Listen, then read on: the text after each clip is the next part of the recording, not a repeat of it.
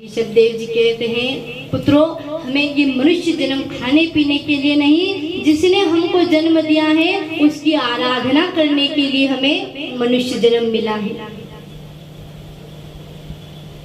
कि हम उस प्रभु का आशीर्वाद प्राप्त कर सके, सत्कर्म में लगे, प्रभु से भक्ति कर सके, प्रभु से प्यार कर सके, इसलिए हमें ये जन्म मिला है। ये शरीर केवल खाने पीने के लिए नहीं है, इसे तपस्या करो, प्रातः जल्दी उठो, स्नान करो, भजन करो, भगवान का पूजन करो। पिता ऋषभ देव जी सभी पुत्रों को समझाते हैं, सब बातें समझाते हैं। प्रभु को भोग लगाओ, घर में भी हम कुछ बनाएं तो ऐसा सोचकर बनाएं कि प्रभु के लिए नैवेद्य बन रहा है। प्रभु को भोग लगाएं, तुलसी दल छोड़ करके प्रभु को भोग लगाएं, फिर स्वयं खाएं।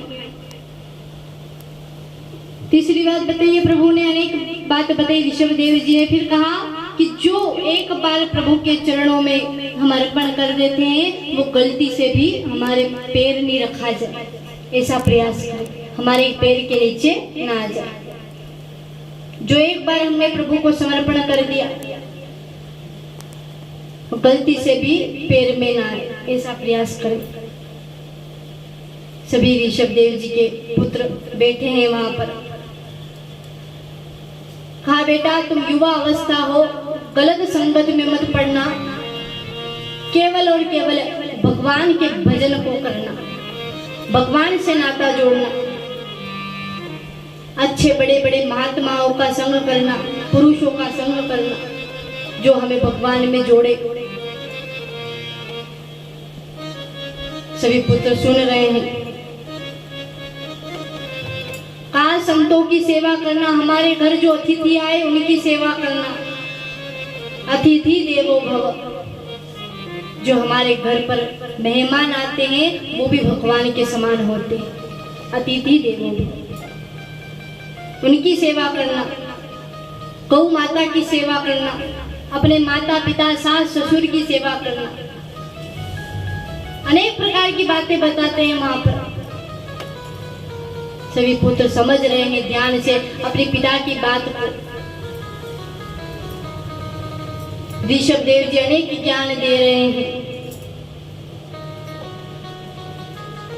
लेकिन कई को ज्ञान देते हैं महाराज, उनकी समझ में नहीं आते हैं तो वो उठकर चल जाते हैं। कहते हैं कि पिताजी तो हमें ऐसे ही फोगट की बातें कह रहे हैं, हम नहीं सुने। पिताजी पुराने जमाने की बात कर रहे हैं, अब तो कैसा नया जमाना चल गया है, और आप कहते हैं संत का साथ करो। लेकिन वहां पर ऋषभ देव जी और ऋषभ देव जी के 100 पुत्र विराजित हैं और सभी ध्यान पूर्वक अपने पिता की बात को श्रवण कर रहे हैं। ऋषभ देव जी कह रहे हैं, प्रेम सबसे करो लेकिन ममता किसी से मत करो, उम्मीद किसी से मत करो कि ये मेरा है, ये मेरा सब कुछ कर देगा। प्रेम सबसे करो। ऋषभ देव जी के 100 पुत्रों में से 89 पुत्र उसी समय विरक्त होकर वन में चले गए। ऋषभ देव जी भी वन में चले जाते हैं, भगवान का एकांत में बैठकर भजन करते हैं। सबको सलाह देते हैं कि जीवन का लक्ष्य बनाओ, परमात्मा से दूर न रहे, परमात्मा से भटक नहीं जाए हम भक्ति से। एकांत में जाकर भजन करने लगे, और भजन करते करते ऋषभ देव जी का मन प्रभु के चरणों में जुड़ गया, प्रभु से जुड़ गया। लेकिन महाराज आजकल क्या है, संसार के लोग को चमत्कार चाहिए, चमत्कार को नमस्कार है। ऋषभ देव जी जैसे ही गए, वहां से कुछ लोग गुजर रहे थे, जैसे ही देखा कि बड़े बड़े संत बैठे हैं यहाँ पर, एक कोई संत है, चलो उनसे हमारे घर का कुछ पूछ के आते हैं। वहाँ पर बड़ी संख्या में नर नारी आ जाते हैं, पूछते हैं महाराज हमारा काम धंधा सही नहीं चल रहा, हमारे घर में लाड़ी नहीं सुने, बेटा नहीं सुने, हमारे घर पुत्र नहीं है। ऋषभ देव जी कहते हैं मैं तो यहाँ एकांत में भजन करने के लिए बैठा हूँ, ये मेरे को परेशान करने के लिए आ गए।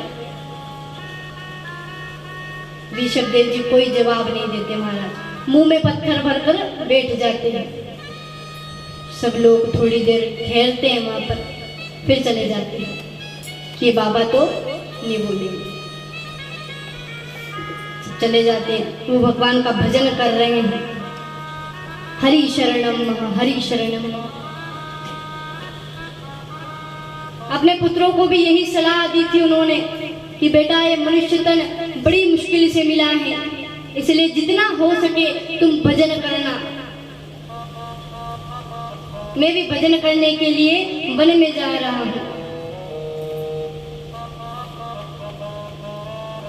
ऋषभ देव जी सब क्रियाओं से मुक्त होकर के